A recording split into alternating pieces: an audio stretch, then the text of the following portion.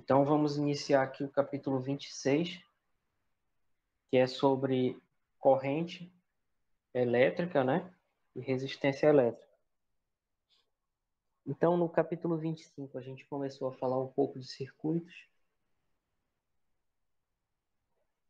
Estudamos as propriedades do capacitor. Interessante a organização do livro fazer isso, porque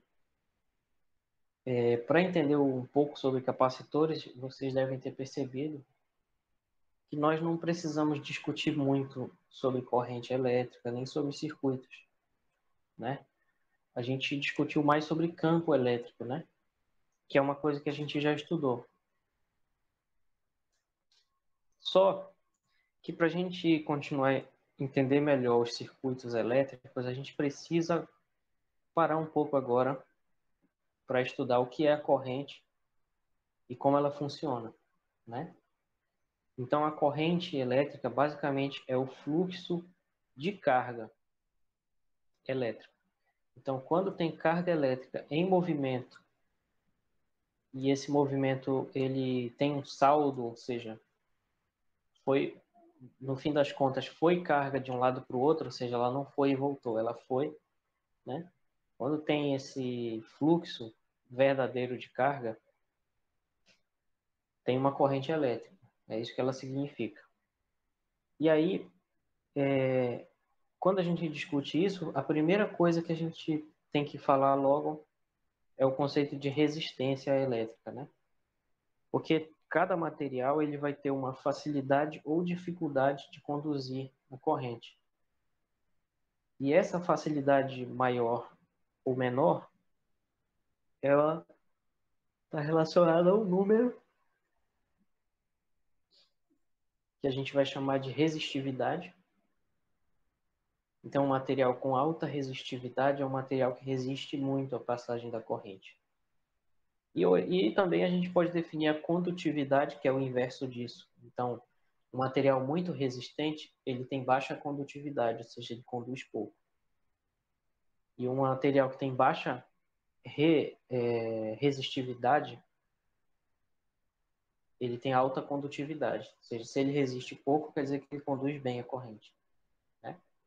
E isso é para um material. Agora, quando a gente constrói um dispositivo, um objeto, um equipamento com algum material, esse material ele vai ter o que a gente chama de resistência à passagem da corrente. Todo material vai ter uma determinada resistência, né? Então, às vezes, a gente despreza, por exemplo, a resistência dos fios.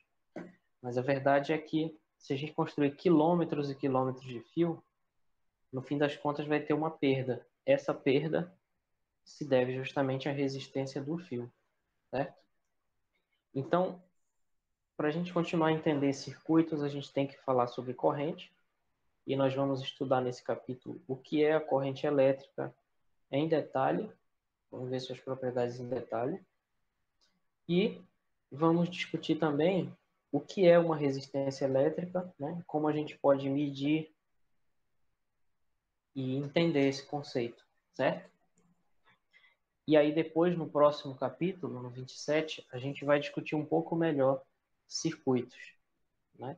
Então, eu diria que esses três capítulos, 25, 26 e 27, seria uma boa introdução ao estudo de circuitos elétricos, tá? E os quatro primeiros capítulos que nós vimos, 21, 22, 23 e 24, seria o que nós chamamos de eletrostática, que é o estudo do campo elétrico estático, né? Muito bem. Então, vamos falar sobre a corrente elétrica. Esse conceito, ele, como eu disse ainda agora, ele se trata do deslocamento de cargas elétricas. Então, é meio óbvio, né, que seja isso, mas tem uma pequena sutileza que a gente tem que ter em mente. Se tem aqui uma carga e ela se deslocou para lá, depois ela voltou, e isso aconteceu num certo intervalo de tempo, então qual foi a variação de carga bem aqui? A variação de carga foi zero. Tá? Então, mesmo que a carga tenha se movimentado, se ela voltou para o ponto inicial, isso não é um fluxo líquido, digamos assim, efetivo de carga, né? Isso acontece, por exemplo, nos fios metálicos o tempo inteiro. Se a gente parar para pensar na estrutura fina lá do metal, dentro dele tem átomos de um material metálico, poderia ser, por exemplo, alumínio, que é muito comum na nossa vida, né? Nas panelas, etc. Então, lá no alumínio das nossas panelas, os elétrons eles são chamados de semilivres, né? Porque eles são presos à rede, são presos ao material, mas, ao mesmo tempo, eles podem fluir de um átomo para o outro. E eles fazem isso o tempo inteiro. Mas, quando sai um elétron daqui para lá, num metal que está em equilíbrio, né, sem estar ligado em circuito nenhum, tem um outro elétron vindo no sentido oposto. E isso está acontecendo a todo instante. Então, no fim das contas, a corrente elétrica que a gente vai representar pela letra I, num material em equilíbrio, vai ser sempre zero. Então, vai ter uma corrente elétrica no metal quando a gente ligar isso num circuito. Quando a gente ligar isso aqui num polo positivo e ligar o outro lado aqui num polo negativo. Porque aí isso vai gerar uma diferença de potencial que vai gerar uma corrente. Certo, pessoal? Então, tenham em mente essa noção aqui de que a corrente que vai nos interessar não é qualquer uma. É uma corrente efetiva. Então, quando a gente ligar esse metal aqui na bateria, vai ter um sentido preferencial para os elétrons andarem. Então, a maioria dos elétrons vai estar o tempo todo indo só para a esquerda. Então, vai ter um fluxo ordenado de cargas. Elas estão ordenadas, elas estão indo daqui para lá. E esse é o sentido do deslocamento dos elétrons. Então, a corrente elétrica, ela é um fluxo de cargas, um fluxo de carga elétrica, que ele é ordenado, tá? E ele pode ser medido, né? Então, como é que a gente mede a corrente? Então, uma corrente média é igual a uma variação de carga dividido por uma variação de tempo. E uma corrente instantânea, que vai ser a fórmula que a gente vai usar, não sei nem onde escrever isso, vou ter que deixar aqui no outro lado. Então, bem aqui, ó, a corrente instantânea, ela vai ser a derivada da carga em relação ao tempo, tá? Então, como vocês já estão acostumadas e acostumados, né, a passar dessa coisa de média para uma grandeza instantânea, porque vocês já estudaram cálculo, física 1, física 2, né? Vocês sabem que quando a gente sai de uma média para uma grandeza instantânea, a gente substitui os deltas aqui da média por uma derivada, né? Então, na média, a corrente é um fluxo de carga por unidade de tempo. Só que instantaneamente é uma derivada, né? Porque a derivada ela mede o fluxo que acontece a cada instante. Então, essa daqui é a definição de corrente. A definição matemática, né, de corrente. Matemática de corrente. Certo, pessoal? Se vocês tiveram a sorte ou o privilégio de fazer um bom ensino médio em relação à disciplina de física, vocês devem ter visto essa definição, pelo menos em delta Q, delta T, alguma vez, né? Mas aqui para a gente, a corrente ela vai ser sempre dq dt, ou seja, a derivada da carga em relação ao tempo. Que é essa definição aqui, que eu escrevi duas vezes. Então, vamos entender essa definição matemática. Então, matematicamente, a corrente é uma grandeza física, que eu vou discutir a unidade dela daqui a pouco, tá? Então, a corrente é uma grandeza física que mede um fluxo de uma quantidade de carga que está se movendo, dividido por um intervalo de tempo em que esse movimento acontece. Então, na média, essa corrente é uma variação de carga, um ΔQ, dividido por um ΔQ. Mas é um ΔQ de quê? Né? Então, é mais ou menos o seguinte, a corrente ela é medida em cada ponto do espaço. O caso que mais nos interessa é o caso de um fio que conduz corrente elétrica. Então, a gente considera temporariamente o fio aqui unidimensional, ou seja, a gente vai esquecer que ele é, na verdade, um tubo, e a gente vai considerar ele como se fosse só uma linha, em uma dimensão apenas. E aí a gente vai medir a corrente que passa por um ponto desse fio, que é esse ponto que eu estou pintando de azul aqui. Tá? Então, vai nos interessar a corrente nesse ponto azul aqui. Como é que a gente faz isso?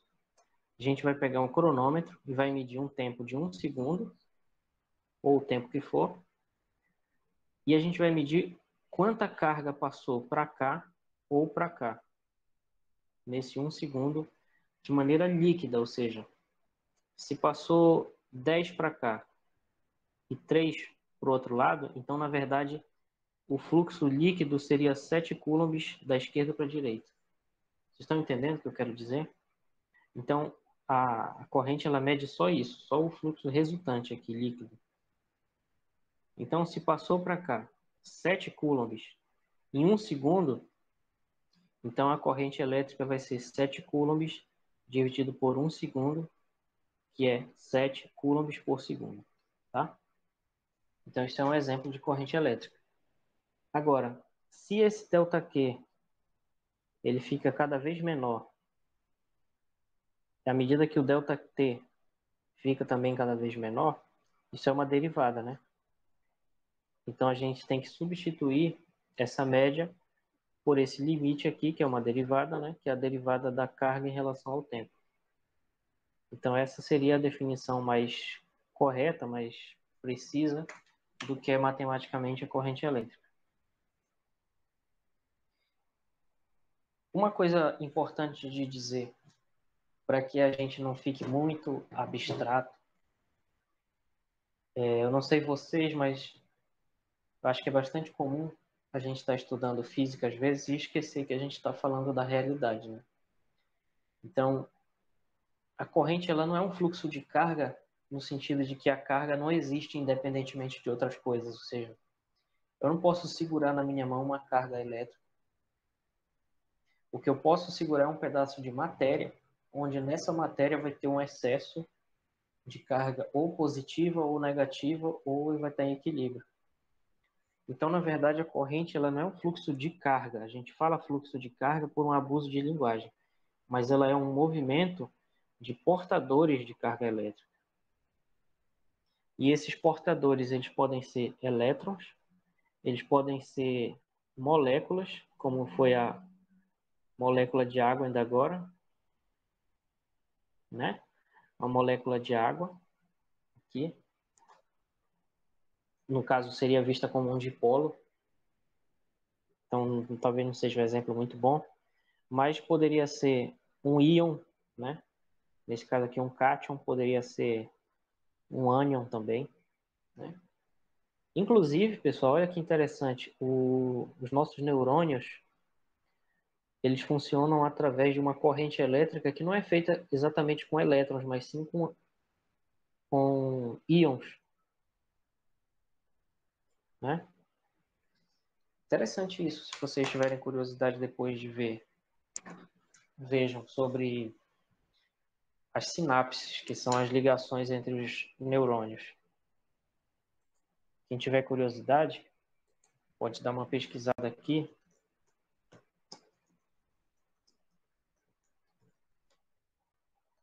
Então, no nosso cérebro, ele... Não sei se está bom aqui na Wikipédia, mas enfim. A sinapse, né, é a ligação entre os nossos neurônios e eles funcionam com impulsos elétricos. E esses impulsos, eles não acontecem O que é um impulso elétrico se não uma corrente? É o que a gente está estudando. Então, dentro do nosso cérebro, simplesmente por a gente estar falando agora, ou pensando, ou existindo, né, tendo vida, é porque está passando milhões, talvez bilhões de correntes elétricas dentro do nosso cérebro, do nosso corpo, a todo instante. E essas correntes, elas não funcionam como um fluxo de elétron. Não é igual a corrente num fio de metal. Elas funcionam através de íons. Porque o íon ele é um portador de carga. É isso que eu quero dizer. No caso, por exemplo, o sódio aqui é um portador de carga positiva e o cloro, portador de carga negativa. E isso vai produzir uma corrente no nosso cérebro aqui, que é o que faz uma informação sair de um neurônio para o outro. E quem tiver curiosidade, pode dar uma lida aqui, tem coisa interessante para ver, tá? Então, é mais ou menos essa ideia da corrente elétrica, matematicamente falando, tendo em vista esse aspecto mais físico, né? Mais real, de imaginar que, na verdade, se trata do fluxo de um portador, ou seja, a carga ela não tem vida própria. Vocês nunca vão ver um Coulomb andando na rua. E também não vão ver o Coulomb andando aqui no fio.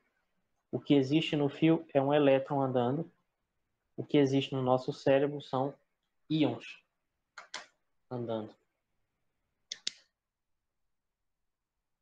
E aí, a unidade de corrente ela é aquela que eu já escrevi.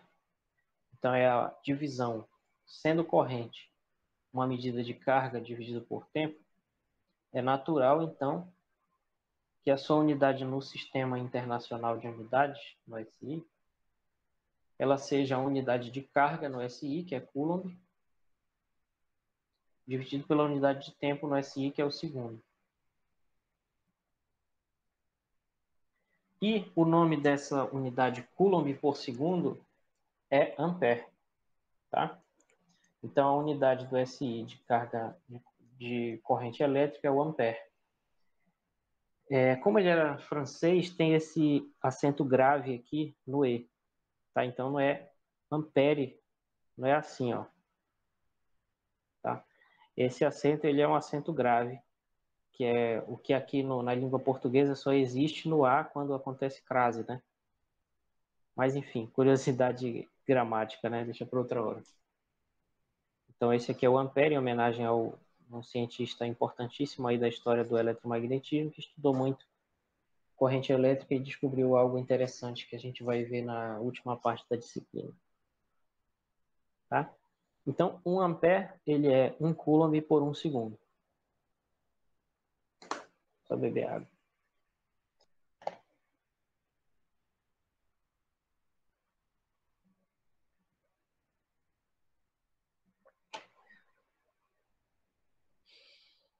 Bom, o que acontece, pessoal? 1 ampere é muita coisa. Se uma pessoa levar um choque de 1 ampere, provavelmente ela morre, né? Porque 1 ampere é muita coisa. E por que que é muita coisa? Já vou explicar. Então, é mais comum a gente falar em miliampere. Mili sendo 10 a menos 3, ou seja, 1 milésimo de ampere. Então, se vocês pegarem qualquer equipamento elétrico de vocês, na caixa ou no manual, vai estar escrito qual é a corrente que ele suporta.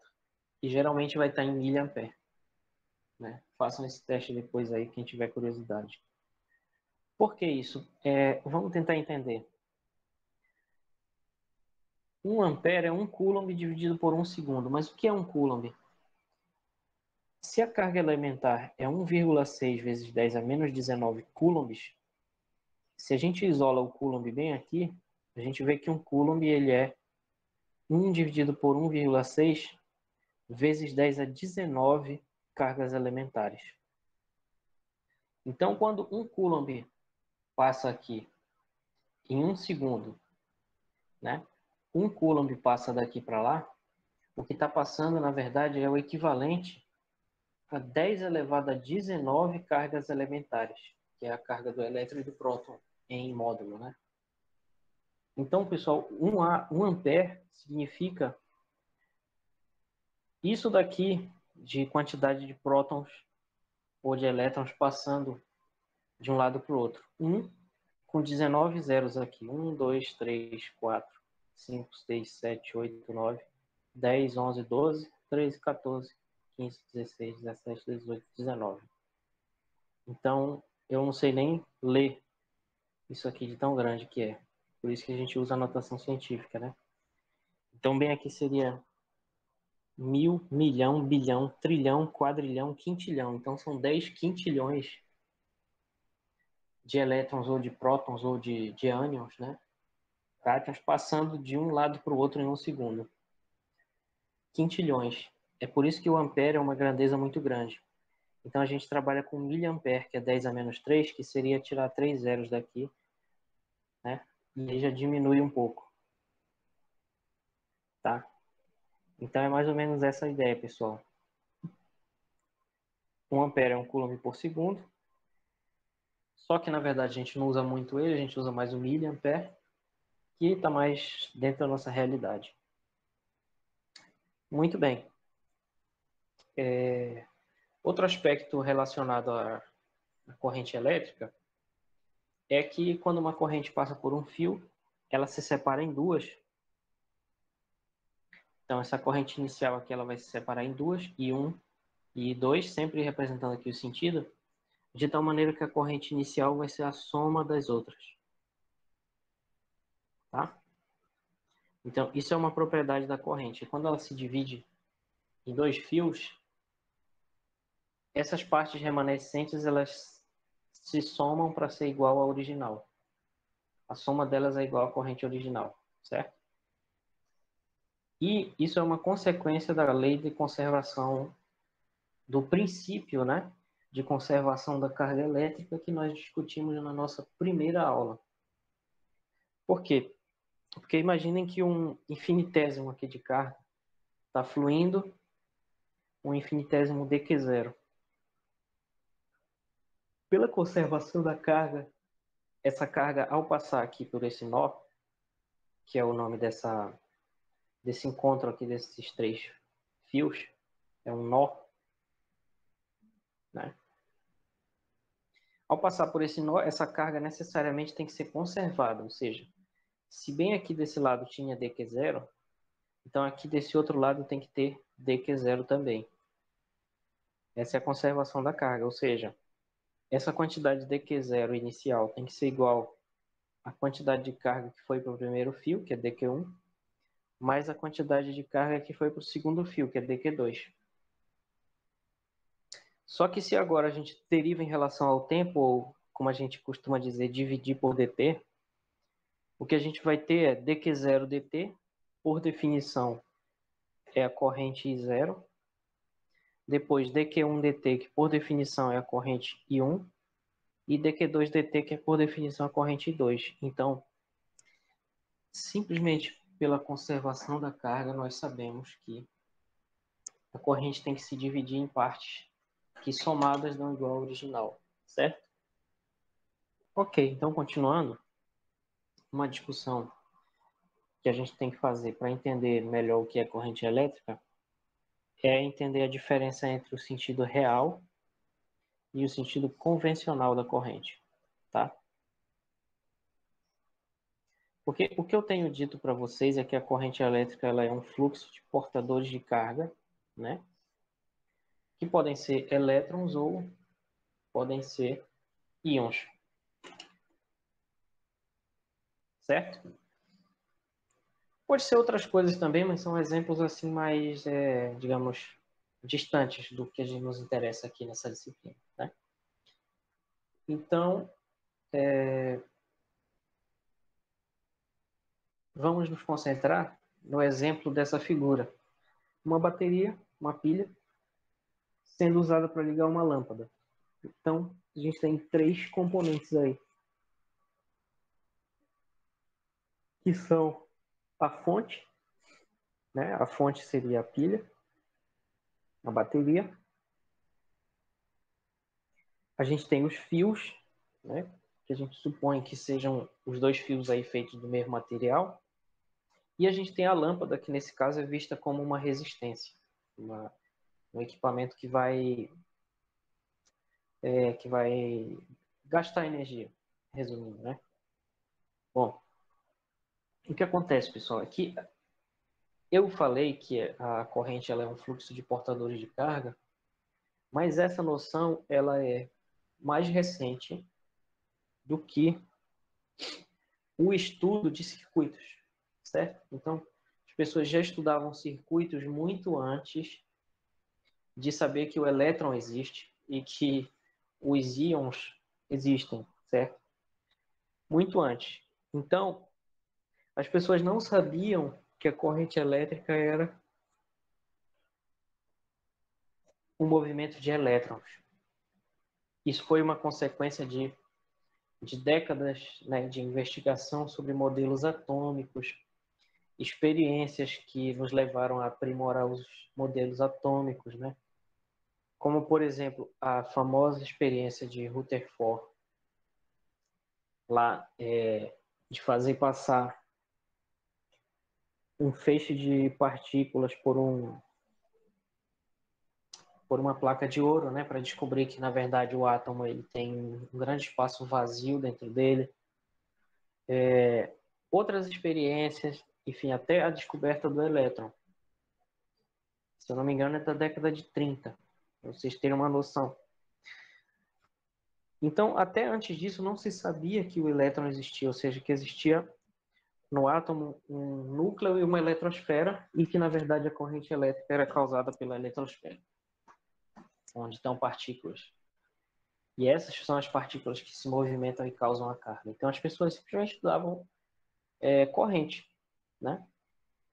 Então, desse estudo de corrente mais antigo, surgiu o que a gente chama de sentido convencional da corrente, que para eles era o sentido real, tá? Dá para entender isso? É como eles não sabiam que o elétron existia, eles definiram um sentido para a corrente, que seria do positivo para o negativo. A gente na vida sempre tem preferência, né? Por chamar uma coisa boa de positiva e uma coisa que é fonte de algo, a gente chama de positivo, né? Então, por esse motivo, como eles achavam que a energia vinha aqui do lado positivo, eles achavam que a corrente vinha daqui. Os portadores de carga vinham daqui do polo positivo da bateria. E aí, quando eles descobriram o elétron, perceberam que ele tinha carga negativa. Então, é um pouco estranho, né? A gente hoje, vendo de longe isso, mas por que o elétron tem carga negativa? Então, a corrente, na verdade, é negativa, né? Isso é a gente hoje, mas enfim, antigamente não se sabia. Então, esse é o sentido convencional da corrente, que eu representei aqui na figura por essas setas vermelhas. Então, o sentido convencional da corrente é do polo positivo para o polo negativo, que seria nesse sentido, no caso dessa figura aqui, no sentido horário. Eu desenhei de branco em cima do branco. Então, o sentido convencional, ele seria esse, ó, do polo positivo aqui para o negativo, como está representado nessa figura, tá? Então, a energia elétrica aqui sairia do polo positivo para o negativo. Só que esse não é o sentido real. O sentido real é que no polo negativo aqui tem excesso de elétrons e o outro polo é positivo justamente porque está faltando elétrons, né? E o sentido real é esse: os elétrons saem do polo negativo, seguindo esse caminho azul, aqui essas setas azuis, e vão lá para a lâmpada. Uma parte é usada lá para realizar trabalho, etc. E outra parte volta aqui. Enfim, nenhum deles é destruído nem criado, tá? Mas enfim, eles caminham em direção ao polo positivo, por quê? Porque cargas de sentidos opostos, a gente já viu no início, se atraem, né? E aqui tem um excesso de elétrons, eles se repelem e vão embora, atraídos pelo polo positivo lá do outro lado. Então, resumindo, O sentido convencional da corrente é do positivo para o negativo, e o sentido real da corrente é do negativo para o positivo. E a primeira coisa que a gente pensa quando vê isso é como isso é possível, né? Como é possível compatibilizar essas duas ideias que parecem opostas e incompatíveis, né? Então a ideia é a seguinte, ó. Imagina que a gente tem aqui uma carga de 100 coulombs, né? E aí um único coulomb desses aqui vai para o lado direito, positivo, né? Então a gente vai ficar com 99 coulombs aqui. Agora, positivo, né? Porque tinha 100 e um foi para a direita. Agora imagina que um coulomb negativo vem da direita para a esquerda. Então se tinha 100, 100 menos 1 é 99.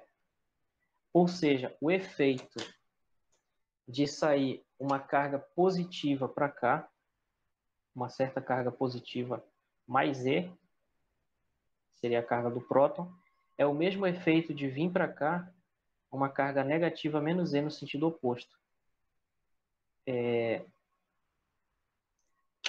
Vou fazer um outro desenho aqui só para deixar isso bem claro. Tá? Então, pessoal, o que eu estou falando é o seguinte. Se a gente tem uma certa carga mais Q indo da esquerda para a direita, isso é completamente equivalente a ter uma carga menos Q indo da direita para a esquerda. O fluxo de carga é o mesmo. Por quê? Porque aqui o fluxo muda de sinal por mudar o sentido, mas muda de sinal de novo porque a carga mudou de sinal. Então, menos com menos dá mais.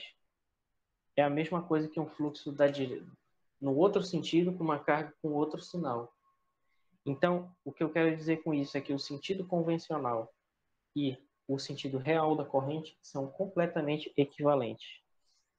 É por isso que ainda hoje em dia, mesmo depois da gente ter descoberto o elétron, ter descoberto que o elétron é a causa da corrente, o movimento dele é a causa da corrente, mesmo sabendo de tudo isso, a gente continua usando o sentido convencional, tá? Então, nós vamos usar aqui, e não só nós, qualquer livro de qualquer aplicação da física, e também na própria física teórica, ainda utilizamos o sentido convencional da corrente. E aí, quando a gente precisa entender isso, digamos, olhando com uma lupa, né? Olhando mais de perto, vendo o fundamento da coisa, aí a gente pensa no sentido real da corrente. Mas, quando a gente desenha um circuito, faz uma conta no circuito, a gente usa o sentido convencional, né? Então, por exemplo, os engenheiros e as engenheiras eletricistas, quando vão fazer o aterramento numa casa, e aí eles montam um circuito da casa, né, que vai ter vários outros mini circuitos nele, onde eles vão montar tudo lá, e em nenhum momento eles vão se preocupar com o fato de que quando cai um raio, na verdade, o elétron está subindo ou descendo da Terra, não interessa. Eles vão montar o circuito e vão usar o sentido convencional da corrente para te dizer que tu precisa fazer um aterramento assim, assado, etc. Tem que usar um fio assim ou de outro jeito.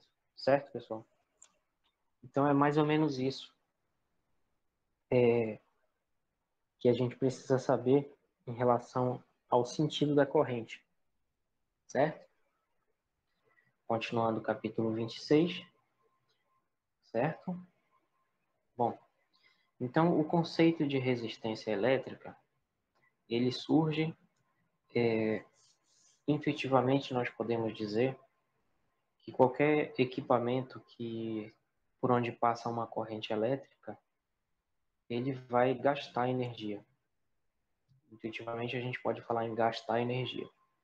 Fisicamente, o que vai acontecer é que vai ser realizado um certo trabalho nesse equipamento e esse trabalho é uma energia, né? Só que como a gente está trabalhando aqui com potencial em vez de energia potencial, Então a gente estuda, na verdade, o quanto de trabalho foi realizado aqui, que vai ser numericamente igual à variação de energia potencial que foi gasta, só que nos interessa isso por unidade de carga. E isso é nada mais, nada menos que a variação de potencial. Então, toda vez que um equipamento, um fio, qualquer coisa gasta energia elétrica, o que vai acontecer é que vai ter o que a gente chama de queda de tensão, ou seja, queda de energia potencial. Então, se aqui, nesse ponto onde a corrente está chegando, o potencial fosse, digamos assim, 20 volts, e bem aqui ele passou a ser 10 volts, né? É um pouquinho chato isso, mas a unidade de potencial é o volt, e a grandeza também se chama voltagem, né? Potencial V. Então acaba confundindo, mas a gente lida com isso. Então, essa variação de potencial a gente representa pela própria letra V, por uma questão de tradição histórica, como comenta lá o Halliday. Então, a própria diferença de potencial a gente chama de V, assim como o próprio potencial. É assim que a gente fala em circuitos. Então, a partir disso, a gente pode definir uma grandeza física associada a um equipamento, um dispositivo, né, que é a grandeza chamada resistência elétrica. A resistência elétrica é igual à variação de potencial, tá? Lembrando do que eu acabei de falar, esse V não é um potencial, é uma diferença de potencial. Então, a resistência vai ser igual à diferença de potencial que foi gasta, que nesse caso aqui seria, por exemplo, 10 volts, né? Essa V, que vai ser a diferença de potencial aqui, seria 10 volts, certo? E, e aí, a partir daí, a gente calcula a resistência. Então, a resistência ela é a queda de tensão que aconteceu no equipamento, ou seja, a DDP, entre a entrada e a saída da energia desse equipamento, dividido pela corrente que atravessa esse corpo, ok? Então, se bem aqui fosse uma corrente, digamos, de exemplo,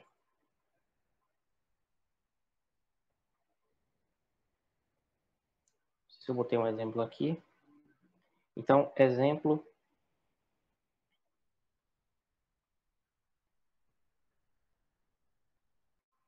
se tiver uma queda de tensão de 6 volts e passar uma corrente de 1 ampere, então essa resistência vai ser igual a 6 volts dividido por 1 ampere, que vai ser o que a gente chama de 6 ohms, né? Porque a unidade de resistência é essa grandeza chamada ohm, que é OHM, representado pela letra grega ômega, tá? Essa letra grega, ela é mais ou menos assim. A unidade de resistência é o ohm, que é essa aqui, e ela é igual a 1 volt por 1 ampere. Então, ela é a resistência elétrica de um certo equipamento aqui, que tem uma queda de tensão igual a 1 volt quando passa uma corrente de 1 ampere. Isso é um ohm, uma resistência de 1 ohm. Assim dá para entender que é um ohm, né? Mas se eu fizesse, por exemplo, assim, não daria para entender, certo? Então eu peço que vocês tentem fazer bem parecido. Aí, um objeto que tem resistência elétrica é chamado de resistor. Na prática, todos os equipamentos vão, vão dar uma queda de tensão, então eles podem ser vistos como resistores, a não ser aqueles que fornecem energia, né? E, certo, pessoal? Então, é claro que vai ter exceções e tal, de situações muito específicas, por exemplo, um circuito preso no... Enfim, se a gente desprezar a resistência do fio, ele vai estar em curto-circuito e tal. Mas, no geral, tudo tem uma certa resistência elétrica, que a gente pode chamar, tá? E então a gente representa isso num circuito por esse símbolo bem aqui, ó, esses dentinhos, certo? Isso aqui é um resistor num circuito. E a resistência geralmente é representada pela letra R. E aqui do lado direito tem vários exemplos de resistores. Então, tem um pequenininho, médio, maior, maior, e tem vários tamanhos. E esse tamanho, ele tem a ver com a quantidade de material resistente que tem aqui, que vai aumentar a resistência elétrica dele, ou seja, a dificuldade que ele fornece em passar a corrente, né? Porque imaginem só, aqui tem um resistor, aqui tem um circuito, ó. Esse aqui é um exemplo de um circuito, onde tem um resistor aqui, certo? Então, se aqui forem 10 ohms e aqui tiver uma fonte de 12 volts, né? Então, eu já sei, eu posso calcular a corrente. A corrente vai ser encontrada através disso aqui, de que a resistência é DDP sobre corrente. Então, a corrente vai ser DDP sobre R, que vai ser 12 volts sobre 10 ohms. Então, a corrente vai ser 1,2 ampere. Certo, pessoal? Então, o que significa dizer que essa queda de tensão é 12 volts? Quer dizer que entra bem aqui um potencial de 12 volts, mas do outro lado do resistor sai um potencial zero. Certo? Então, isso é a queda de tensão. O fato dessa... Lembrando que esse aqui é o sentido convencional da corrente, do positivo para o negativo. Então, aqui vai ter mais 12 volts. Depois do resistor vai ter zero. Tá? Então, essa queda de tensão é que significa o gasto de energia, né? E o quanto vai ter de queda de tensão é determinado pela resistência, ó. Porque se a resistência for maior, né? Se a resistência for maior aqui, a corrente vai ser menor lá. Então vejam que esse nome é muito apropriado, quer dizer, se a resistência for alta, a corrente vai ser baixa, porque ele vai oferecer mais resistência à passagem da corrente.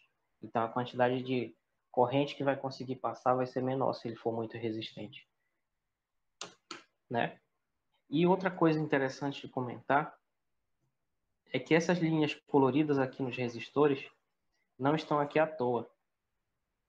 Elas representam um código, né, que fornece o valor da resistência, que eu não sei de cabeça, mas que quem trabalha mais especificamente com isso, né, especialmente física experimental e engenharia elétrica, podem, em muitas situações, ser obrigados a memorizar isso.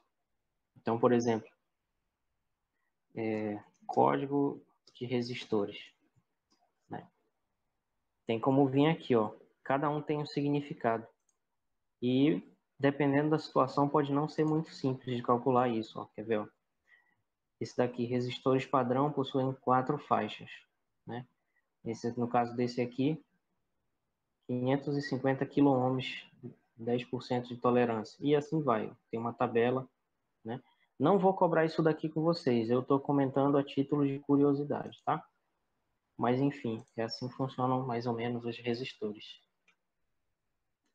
Um exemplo muito interessante de uso dos resistores, não tanto aqui na nossa região norte, né, onde nós temos esse calor maravilhoso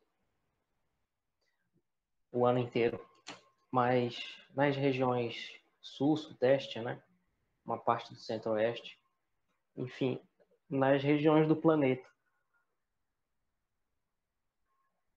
não só do Brasil, mas do mundo inteiro, onde existem estações do ano bem definidas, que não é o nosso caso aqui, porque a gente está próximo da linha do Equador.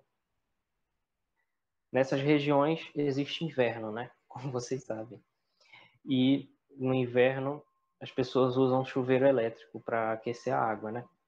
E o princípio do chuveiro elétrico é uma coisa chamada efeito Joule, né? O efeito Joule é que a passagem de corrente aquece o resistor e libera calor. Então, os resistores, quando passa a corrente, eles sofrem um aquecimento. E esse aquecimento é o que é o fundamento do funcionamento do chuveiro elétrico. Então, essa barra de metal aqui, enrolada, é uma resistência elétrica, certo? E essa resistência elétrica é o que vai fazer a água aquecer no chuveiro. Então a água vai passar pela resistência, vai sair quente. Então vejam que o resistor ele não tem só uma função de fazer parte de um circuito assim, digamos, como a gente gosta de pensar, né, de um micro circuito e tal, coisa muito pequenininha. Não, ele tem muitas funções. Se vocês forem atrás na internet, tem muitas aplicações dos resistores, inclusive para proteger as casas e tal, em algumas situações. Ele serve para baixar a tensão, então ele pode ser usado em algumas situações também como proteção. Não é o caso das nossas residências que a gente coloca fio terra, não tem nada a ver, né? A coisa do fio terra é outra coisa. O funcionamento dele é por outro motivo, melhor dizendo. Mas os resistores estão presentes na nossa vida.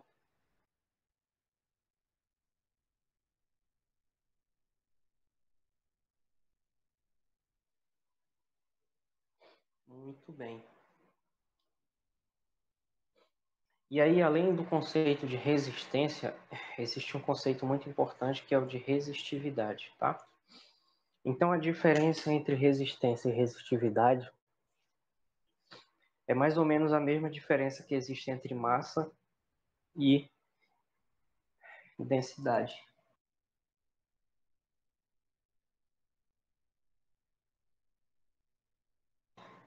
certo? Por quê? Porque é mais ou menos assim, ó. Vamos imaginar primeiro uma situação aqui de um fluido. O fluido ele tem massa e tem volume, né? Quando ele está aqui num equipamento. A uma certa temperatura que a gente poderia dizer que é 30 graus, que é a nossa temperatura ambiente aqui. A maior parte do tempo, né? E aí, a essa temperatura, ele vai ter uma certa densidade, que vai ser massa sobre volume, né?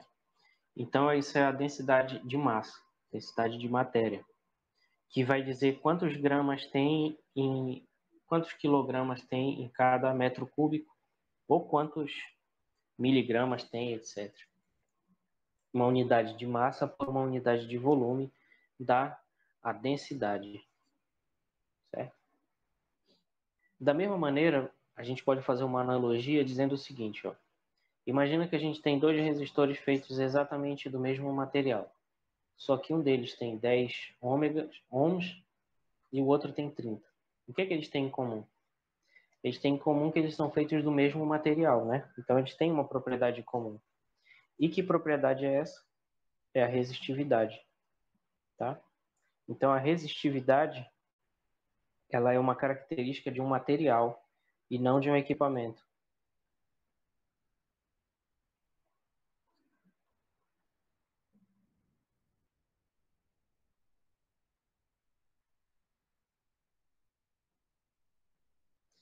Então, fazendo analogia com fluidos, seria mais ou menos o seguinte: se eu tiver 1 litro de água em 1 decímetro cúbico, 1 quilo de água, melhor dizendo, e 1 decímetro cúbico, que é 1 litro, eu vou ter uma densidade, né? Que é 1 quilo por litro. Agora, se eu tiver 2 quilos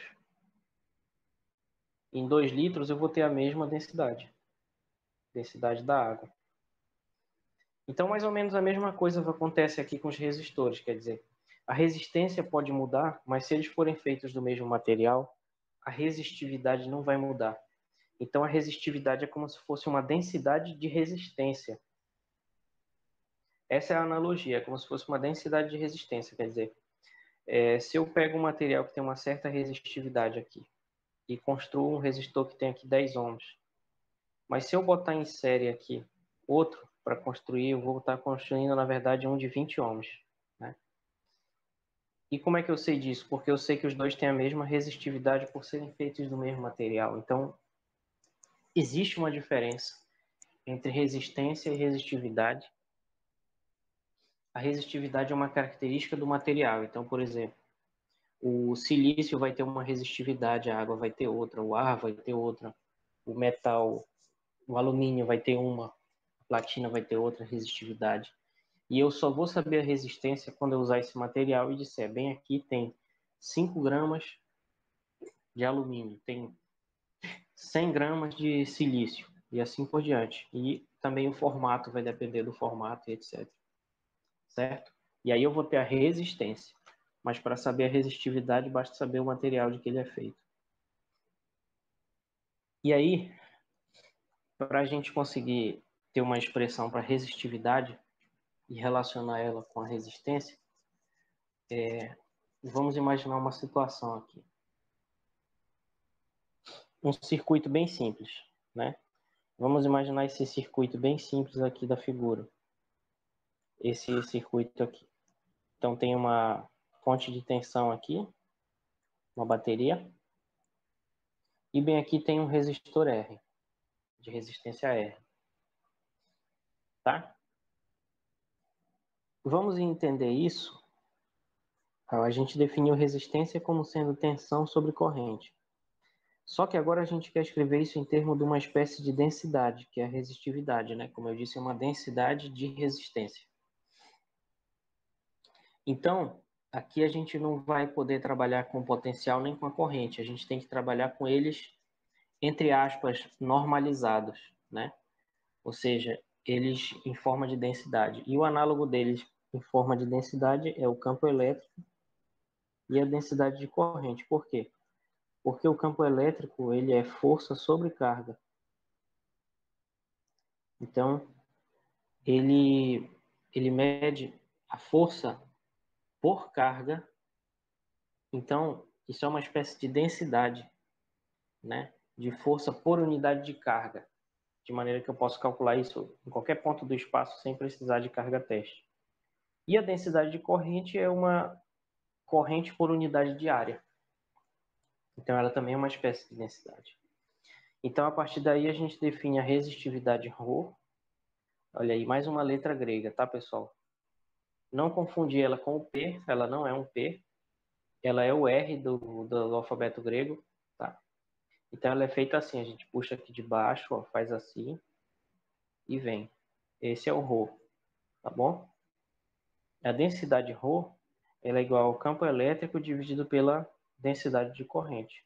Essa é a definição de resistividade, tá? Então, a definição de resistividade, só para deixar bem claro aqui, é ρ igual a campo elétrico dividido por J. Que campo elétrico é esse? É o campo elétrico sobre o resistor, que está atuando sobre o resistor causado aqui por essa diferença de potencial da bateria. E que densidade de corrente é essa? É a densidade de corrente que passa através do resistor, né? Então, assim a gente define a resistividade do material, que não vai depender do tamanho do resistor, porque justamente eu estou trabalhando com densidades aqui. Então, o tamanho não vai influenciar. Certo? Então, se eu pegar um resistor de alumínio de 10 ohms ou de 200 ohms aqui, a resistividade vai ser a mesma para os dois se eles estiverem feitos do mesmo material.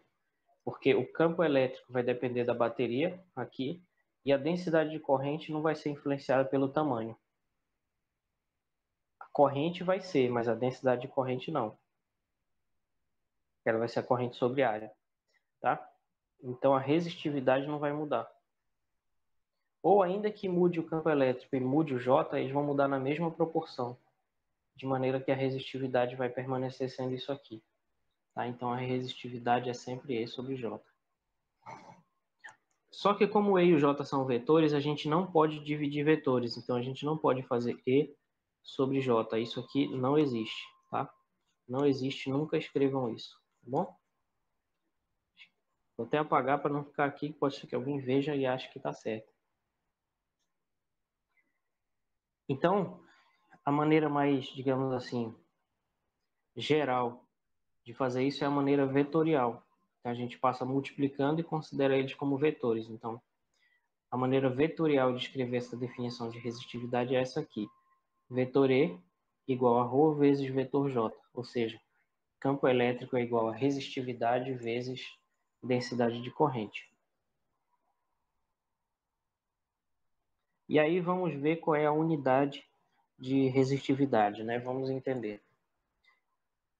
Esse negócio de colocar entre colchetes é uma maneira simples de representar a unidade, tá? Então, resistividade entre colchetes seria a unidade de resistividade. Esse não é o mais correto, segundo a análise dimensional que geralmente se faz, né? Envolve uma simbologia lá para comprimento, tempo, etc., que eu não vou usar.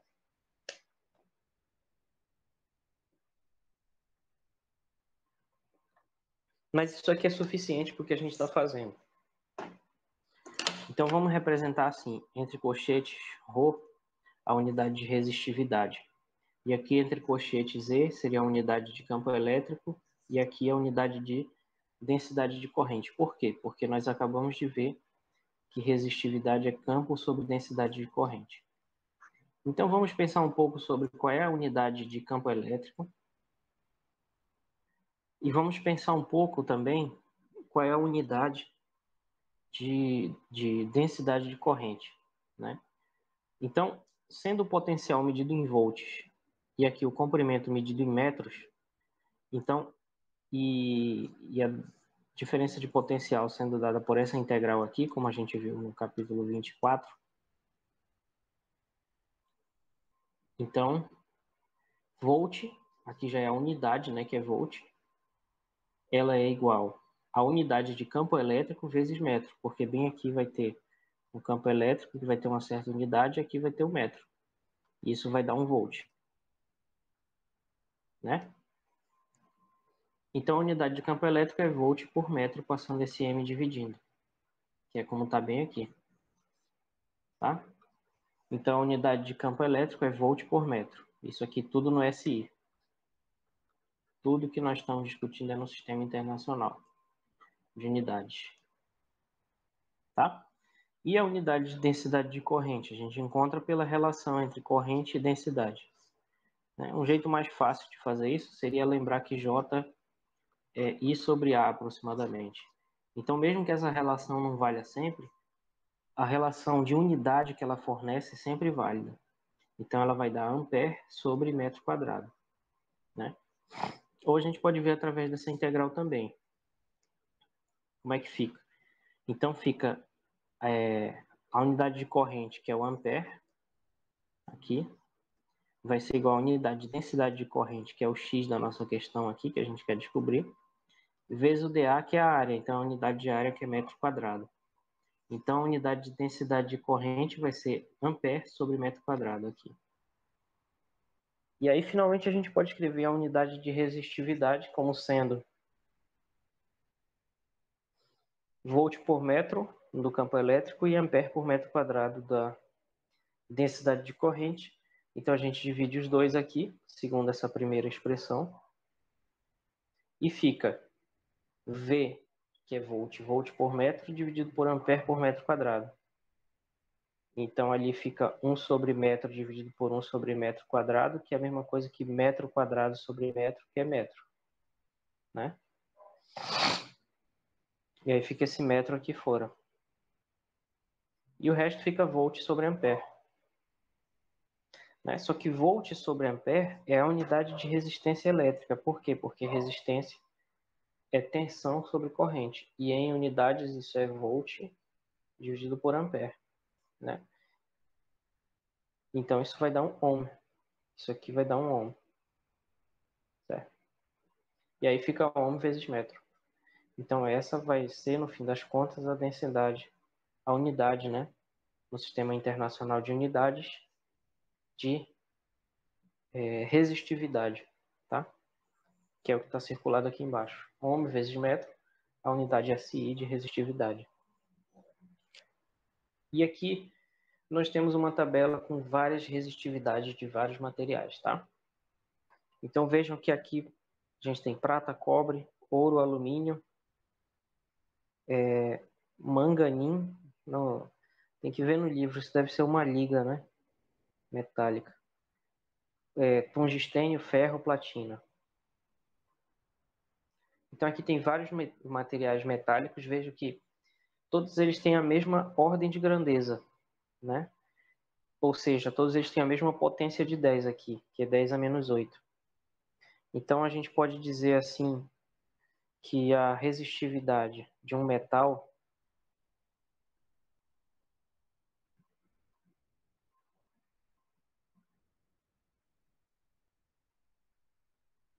é da ordem de,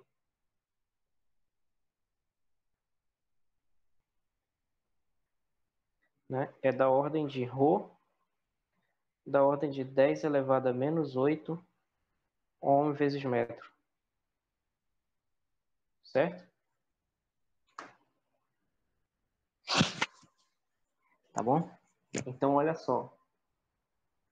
Essa é mais ou menos a ordem de grandeza dos metais, sendo que o menos resistente seria dessa lista, pelo menos, a prata, e o mais resistente seria a platina. Então, é possível fazer uma liga metálica aqui para achar um valor intermediário, certo? E aí existem também os semicondutores e os isolantes. Semicondutores a gente vai discutir só na quinta-feira, né, quando a gente continuar o conteúdo para a última avaliação. E tem também os isolantes, que são realmente dielétricos, que têm uma resistividade muito elevada, né? Então, por exemplo, o vidro tem uma resistividade da ordem de 10 a 10 a 10 a 14, o que seria mais ou menos 10 a 18 vezes mais resistente que um metal. E o quartzo fundido 10 a 16. Os semicondutores, justamente, eles têm uma resistividade intermediária entre os bons condutores, que são esses aqui, que são os metais, e os isolantes, que são os dielétricos, né?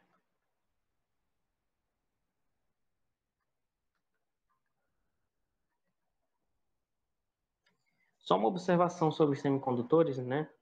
O semicondutor, ele não é um material puro, né? Então, por exemplo, com o silício, a gente pega o silício, se a gente pegar o silício, ele é isolante.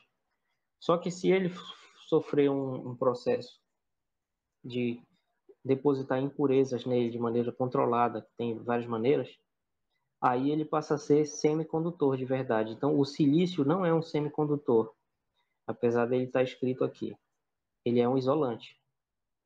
Só que o silício com impurezas, feito da maneira correta, se torna um semicondutor, tá?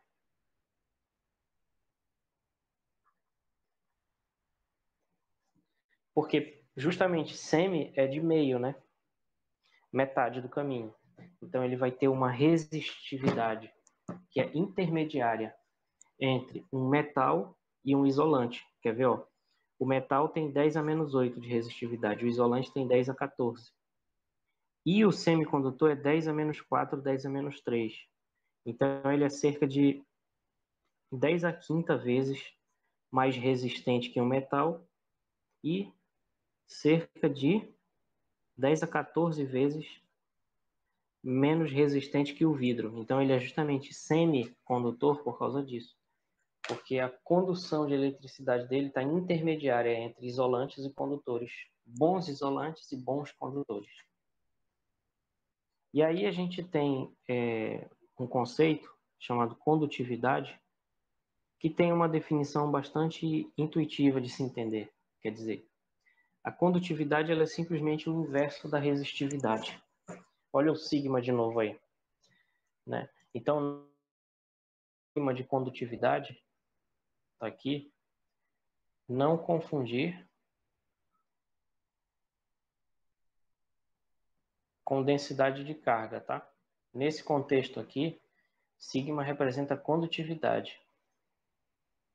Então, não confundir com densidade superficial de carga, tá bom? Então, a condutividade é o inverso da resistividade. O que significa que um material com uma resistividade baixa é um bom condutor.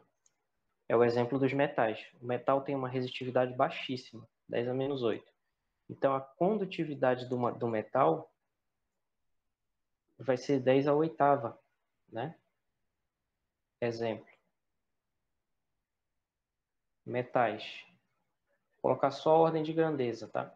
Então, na ordem de grandeza, a condutividade do metal é 1 sobre 10 a menos 8. Então, é da ordem D, que é 10 a oitava. Então, a condutividade do metal é da ordem de 10 a oitava. Né? O semicondutor, aqui, o silício tipo N, 10 a menos 4.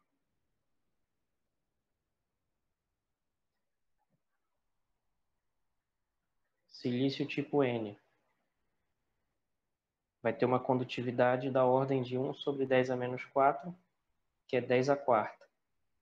Então, se a unidade de resistividade é ohm sobre metro, ohm vezes metro, a unidade desse aqui vai ser 1 sobre ohm vezes metro, né? Ou ohm a menos 1, metro a menos 1 também.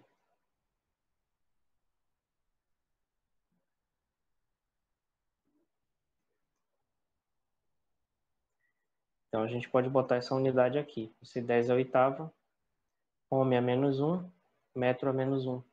E aqui 10 a quarta, ohm a menos 1, metro a menos 1.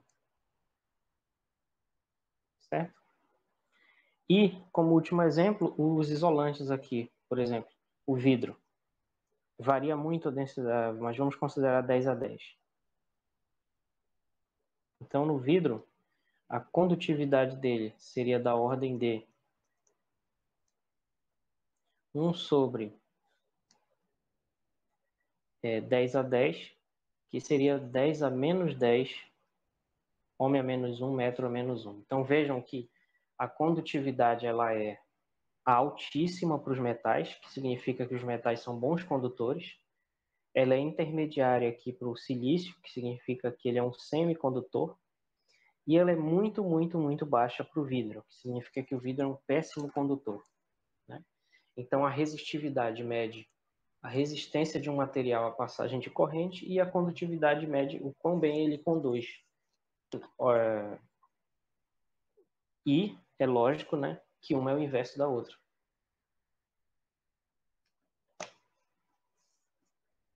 Quanto mais resistente, pior condutor. Quanto menos resistente, melhor condutor.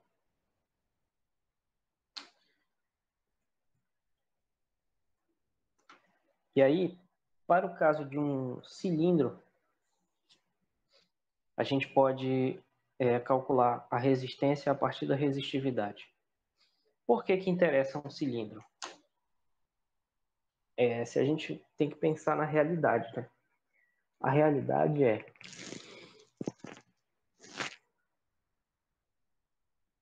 a maior parte da condução de eletricidade é feita através de fios. Agora mesmo eu estou sentado aqui olhando para fora e tem um monte de fio ali no poste. E esses fios são cilindros feitos de material condutor de metal, geralmente alumínio. Então, mesmo que a gente olhe de perto e veja que ele é meio trançado, que tem, no fim das contas, vai ser uma coleção de cilindros grudados um no outro.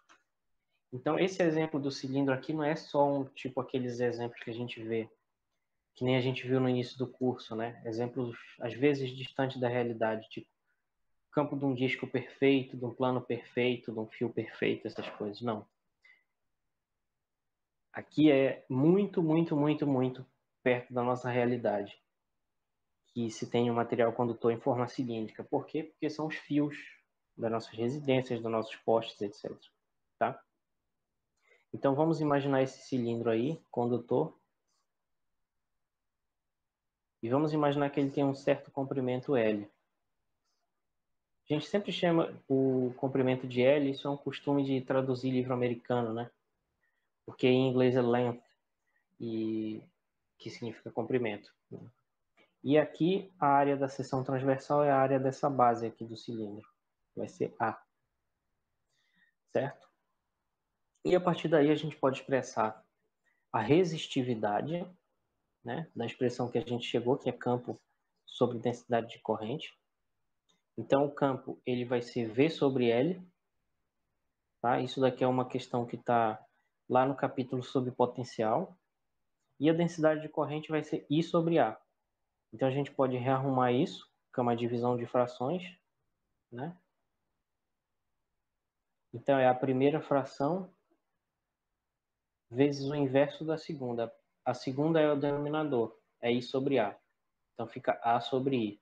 E só o que eu fiz ali foi passar o I para baixo do V e o L para baixo do A. Então ficou V sobre I, A sobre L. Tá? É o que está bem aqui, nessa passagem daqui para cá. Ok? Mas isso é álgebra básica, né? Então deixa lá no cantinho. Só que nós acabamos de ver hoje, no início da aula, que a resistência é V sobre I. Potencial, diferença de potencial sobre corrente. Então, bem aqui, na verdade, o que tem é a resistência. Tá? Então, ρ vai ser igual a resistência vezes A sobre L. Só que como nos interessa, e eu já vou explicar por quê, expressar a resistência a partir da resistividade, então a gente tem que isolar a resistência em função da resistividade. Ou seja, passar o A sobre L dividindo. Então fica R igual a ρ vezes L sobre A. Essa daqui é a resistência a partir da resistividade. Por que que me interessa, então, saber isso? Porque a gente pode pensar num exemplo em que a gente tem uma tabela, né? Então a gente vai ter uma tabela com a resistividade, que no caso é essa daqui. E aí a gente pode construir um resistor a partir dessa tabela. Então vamos dizer que a gente tem silício tipo N, tá? Então a resistividade dele vai ser 8,7 vezes 10 a menos 4. Deixa só eu apagar isso daqui.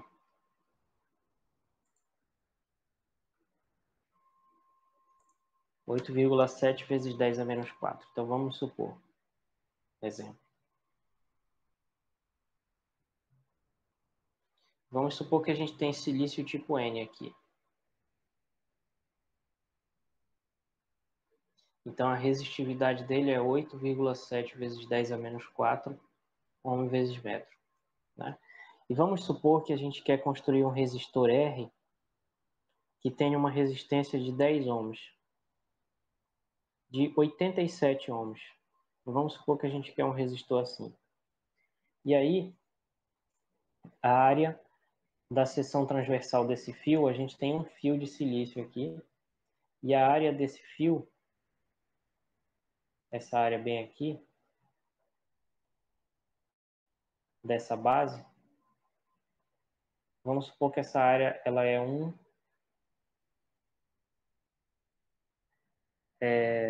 10 a menos 3, vamos dizer assim, 10 a menos 4 metros quadrados. Qual deve ser, então, o comprimento L desse fio para que ele tenha essa resistência de 87 ohms? Então, a área sendo 10 a menos 4 metros quadrados, vamos supor isso, não sei nem se isso é realista, é apenas um exemplo, tá? Não. Qual vai ser o comprimento? Então, a gente usa essa fórmula aqui para isso, quer dizer, essa fórmula diz como a gente pode construir um material, construir um resistor, sabendo a resistividade do material que constitui ele. Então, como é que a gente faz? A gente vai lá na tabela, ver qual é a resistividade, nesse caso era do silício, certo? E aí a gente constrói ele sabendo o comprimento e a área da seção transversal. Então a gente usa a fórmula aqui nesse nosso exemplo, né? A resistência vai ser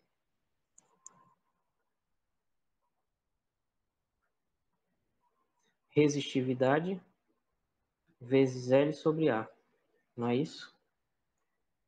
Então, vou só apagar esse desenho aqui que está ocupando muito espaço, né? Então, como é que vai ficar? Vai ficar assim.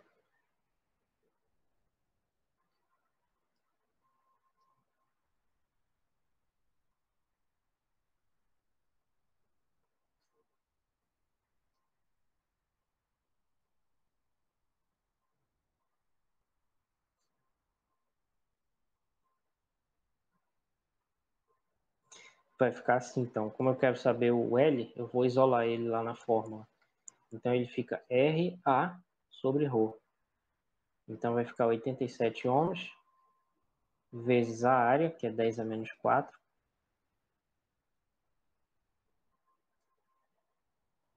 dividido por ρ, que é 8,7 vezes 10 a menos 4. Então, esse comprimento, aqui é ohm vezes metro,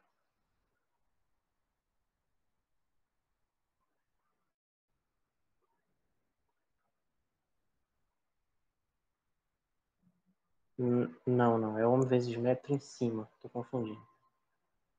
Embaixo é ohm, ali é ohm vezes... E a área que é metro quadrado. Ah, tá, era isso que estava errado. Tá, então vai sobrar só metro em cima, vai cortar esse 10 a menos 4 com esse. Fica 87 sobre 8,7 dá 10. Então esse comprimento seria 10 metros. Tá? Em unidade do SI. Então é isso, pessoal. Mais ou menos assim que a gente usa essa fórmula. E aí uma coisa interessante da gente ver é que a resistividade ela muda com a temperatura. Porque tudo muda com a temperatura, na verdade, né?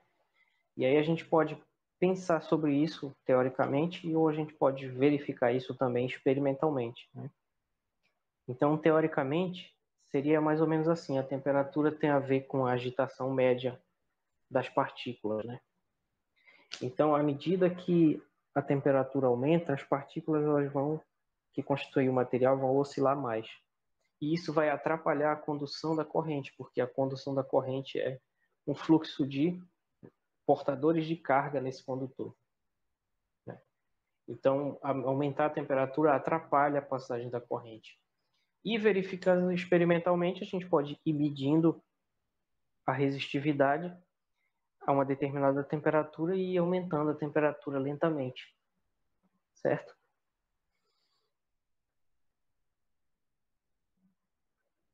E aí a gente precisa ter uma modelagem matemática dessa variação, tá? E o modo como se faz isso, como qualquer modelagem, em primeiro lugar, a gente faz uma aproximação linear, ou seja, é supor que uma grandeza varia linearmente com a outra, ou seja, que uma é proporcional à outra. Tudo isso que eu falei são sinônimos. Então, a primeira hipótese é o modelo linear, que é simplesmente dizer a resistividade é diretamente proporcional à temperatura. Já que eu vi que uma é crescente com a outra, que a resistividade ela cresce com a temperatura, e isso a gente pode pensar teoricamente ou experimentalmente, já que a gente verificou isso, a gente precisa tornar mais preciso isso. E a gente torna isso mais preciso através de uma modelagem. Então, a primeira modelagem que a gente pensa é a linear. Então, já que uma cresce com a outra, eu vou supor primeiro que uma é proporcional à outra, o que seria aproximar esse gráfico aqui de uma reta, tá? Ele não é reto, é levemente curvo, mas o primeiro modelo seria aproximar essa reta verde aí por uma reta. Seria aproximar essa curva verde por uma reta. Só que a maneira de fazer isso mais precisamente é medir a variação de resistividade e a variação de temperatura e dizer que as duas são proporcionais, tá? E aí, bem aqui fica uma constante de proporcionalidade, né? A gente coloca aqui a resistividade ρ0 e define essa constante bem aqui, tá? Então, o modelo linear para entender isso seria esse aqui. Resistividade a uma certa temperatura T é igual a resistividade a uma temperatura de referência T0. Aliás, a resistividade a uma temperatura T menos a resistividade a uma temperatura T0 de referência, essa variação, é igual a ρ0 vezes essa constante, que vai ser característica de cada material, vezes a variação de temperatura, certo? Onde T0 é a temperatura de referência, a temperatura considerada ambiente, né? Geralmente 25 graus Celsius, Mas a gente sabe, apesar da gente saber que na nossa realidade essa não é a temperatura ambiente, mas é onde as pessoas que definiram isso o fizeram, né? E ρ0 é a densidade, perdão, a resistividade medida nessa temperatura T0. Então, ρ0 é ρ de T0. Onde aqui a gente considera que ρ é uma função da temperatura T. Isso está subentendido em tudo que eu falei. Muito bem. Feito isso, a gente vai agora para um princípio importante do estudo de rede de circuitos, que é a chamada lei de Ohm. Tá? Então, a primeira coisa que a gente tem que saber sobre a lei de Ohm é que ela não é sempre válida. Tá?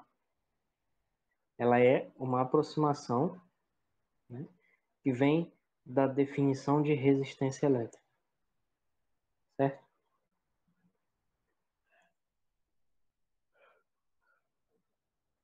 E ela afirma o seguinte: a corrente I é diretamente proporcional à tensão V aplicada sobre o resistor.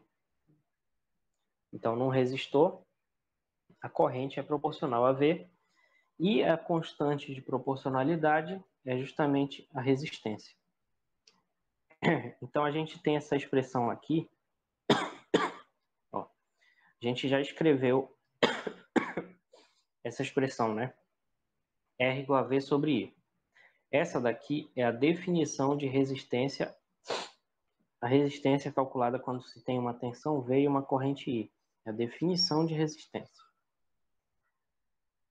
Apesar da expressão ser a mesma, isso não é a mesma coisa que a lei de Ohm. Porque a lei de Ohm significa: quando eu aumentar a corrente, essa relação vai continuar válida e o R vai continuar constante. Tá? Só que o que a gente verifica experimentalmente é o seguinte: dentro de um certo limite, isso continua válido, ou seja, a corrente é proporcional à tensão. Então, nesse gráfico aqui, vale a lei de Ohm.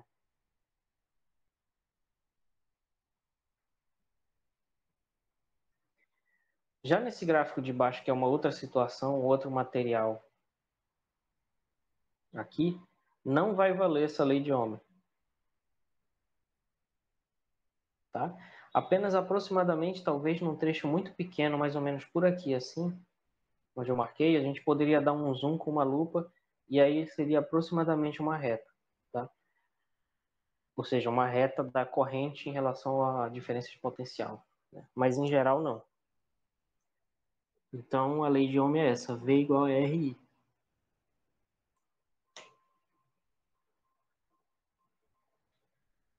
Apenas uma questão de nomenclatura.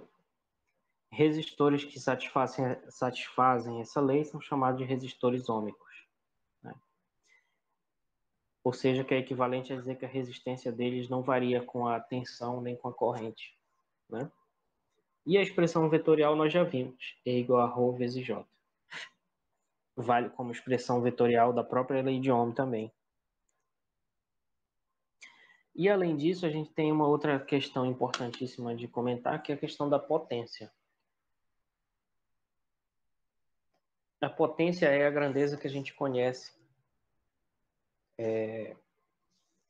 quando a gente vai comprar um equipamento, né? Seja uma geladeira, um celular, qualquer coisa, né? Um computador, tá?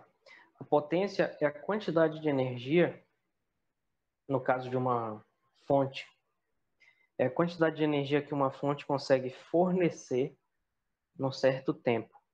Então, é uma espécie de velocidade de fornecimento de energia.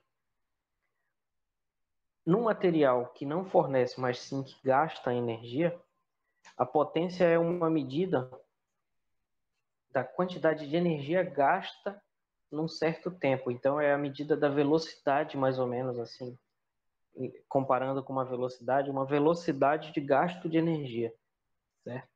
Então, é isso que é a potência. Porque energia por si só, ela não dá essa informação. Só o valor da energia não dá essa informação. Então, é a diferença que tem, por exemplo, entre uma bateria e um capacitor. A gente pode construir um capacitor que forneça a mesma quantidade de energia que uma bateria num certo tempo, mas eles vão ter instantaneamente potências diferentes. Né? Porque quando a gente estudou capacitores, a gente viu que ele se descarrega rápido. Então ele fornece uma potência maior num intervalo de tempo pequeno do que uma bateria que fornece uma potência menor, mas num intervalo de tempo maior. Então a gente pode construir um capacitor e uma bateria que forneçam a mesma energia, mas eles vão ter potências diferentes. Então, falando de um jeito mais preciso, o que a gente tem é que o conceito geral de potência é uma derivada de energia em relação ao tempo. É um fluxo de energia com o tempo, ou melhor, uma taxa de variação da energia em relação ao tempo. E a unidade disso é, obviamente, a unidade de energia, que é o joule, dividido pela unidade de tempo, que é o segundo. Então, é um joule por segundo. Joule por segundo é o que a gente chama de watt. Tá? Então, a unidade de potência é o watt, que é representado pela letra W maiúscula. E aí, uma vez que a gente tem esse conceito geral de potência como taxa de variação da energia, nós precisamos agora entender como esse conceito se comporta num circuito elétrico. E depois, num momento posterior, nós vamos ver como esse conceito se aplica especificamente no que nós estamos estudando agora, que são os resistores. Tá? Então, a potência num circuito elétrico, ela vai ser a derivada da energia potencial, que não devemos confundir com o potencial, que são coisas diferentes. Tá? Então, ela vai ser a derivada da energia potencial em relação ao tempo. Só que a gente ainda não chegou lá, vamos com calma, que a gente está estudando potencial. Então, bom, a gente tem uma diferença de potencial aqui na bateria, que a gente chama de V, certo? É uma diferença de potencial. Para uma carga pontual, vale essa energia aqui, essa relação. Né? Como a gente viu lá no início do capítulo 24. Na segunda ou terceira aula sobre o capítulo 24, que é potencial. Então, potencial é energia potencial sobre carga. Essa relação só vale para uma carga pontual.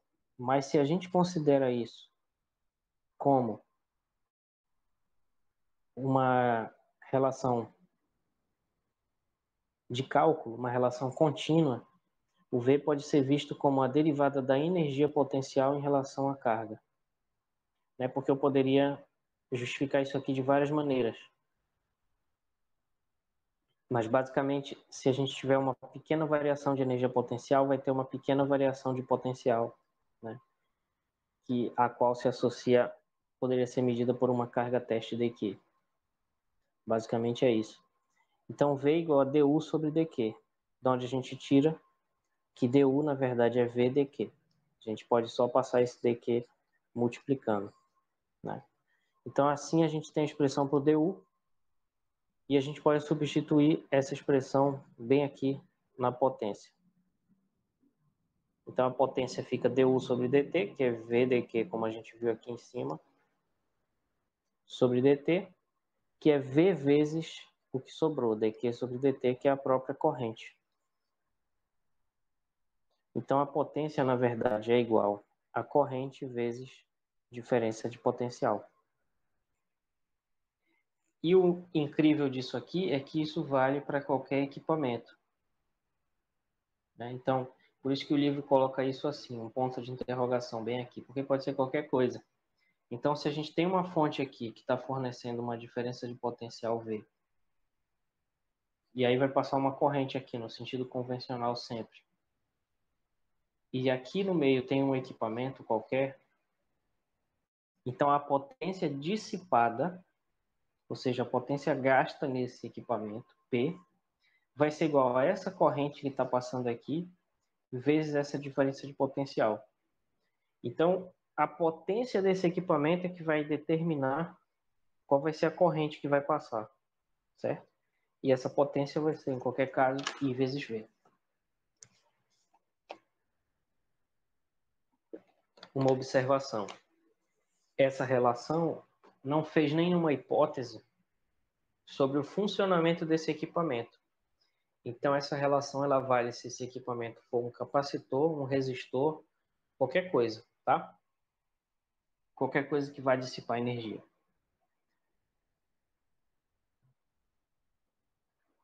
E aí vamos interpretar isso em várias situações, já que aquele dispositivo, aquele equipamento com ponto de interrogação lá pode ser qualquer coisa, né? Então, se fosse, por exemplo, um carro elétrico, né, esse carro ele vai pegar essa energia e vai transformar em deslocamento, né, do automóvel, fornecido pela bateria. Ou seja, ele vai realizar trabalho. Então, existe essa possibilidade, né? O dispositivo lá ligado na bateria pode realizar trabalho. Outra possibilidade, aquele dispositivo poderia ser outra bateria, né? Então, a gente poderia ligar ele de tal maneira que a bateria fonte lá estaria carregando essa bateria dispositivo. Que aí eu coloquei no meio essa figura de um cidadão fazendo o que a gente conhece popularmente como chupeta, né? Ou seja, é justamente isso. Usar a bateria de um carro que está carregado para emprestar um pouquinho de carga para uma bateria descarregada de outro carro, para que ele possa dar a partida, né? Então, nesse caso, a potência seria o quê? Seria a potência fornecida que vai ser armazenada na outra bateria, tá? Que também vai ser corrente vezes DDP. E a outra possibilidade, que é a que nós estamos estudando no momento, é a do resistor. Então, a do resistor, essa potência vai ser dissipada pelo resistor, através de aquecimento, tá? E aí, para um caso do resistor, a gente tem uma relação que relaciona, desculpem pela redundância, né? Uma relação que nos diz como expressar a resistência em função da DDP e da corrente, né? Então, a gente pode expressar essa relação mais geral aqui, que é válida em qualquer situação, que é potência igual a corrente vezes V, a gente pode expressar ela de uma maneira mais específica para os resistores. Então, para um resistor, a resistência vai ser tensão sobre corrente. E aqui a gente tem corrente e tem tensão. Então, se a gente isolar o V nessa relação, o V vai ser corrente vezes R, tá? Porque está ali R igual a V sobre E. Então, se a gente isolar V, a gente tem que passar multiplicando, o V fica igual a IR, tá? Que é o que está bem aqui. Então, V igual a IR, eu substituo na expressão da potência, a potência fica I vezes V, sendo V igual a IR. Então, fica I quadrado vezes R, tá? Então, para o caso de um resistor, a potência pode ser expressa como a corrente ao quadrado vezes a resistência. Essa daqui, ela é útil para calcular a potência quando a gente sabe a corrente e quando a gente sabe a resistência. Mas vamos supor que em vez de um amperímetro aqui, porque a gente só tenha um voltímetro. Então a gente só é capaz de medir a tensão aqui por algum motivo. Então, em vez disso, a gente tem que isolar a corrente aqui nessa expressão do resistor, né? Isolando a corrente vai ser V sobre R. Substituindo na expressão da potência, essa corrente vai ficar V sobre R vezes o V da fórmula da potência. Então, fica V quadrado sobre R. E essa daqui é útil quando a gente tem a diferença de potencial ou tensão e quando a gente tem a resistência R, certo?